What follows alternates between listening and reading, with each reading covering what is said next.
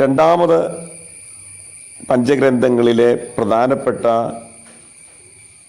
പ്രതിപാദന വിഷയം തെരഞ്ഞെടുപ്പാണ്. തെരഞ്ഞെടുപ്പ് എന്ന് പറയുമ്പോൾ ദൈവത്തിൻ്റെ തിരഞ്ഞെടുക്കൽ ഏതു വിധമാണെന്ന് നിർവചിക്കുക. അതാണ് തെരഞ്ഞെടുപ്പിലൂടെ അർത്ഥമാക്കുന്നത്. മൂന്നാമത്തെ പ്രധാനപ്പെട്ട വിഷയം എന്ന് പറയുന്നത് ഉടമ്പടിയാണ്.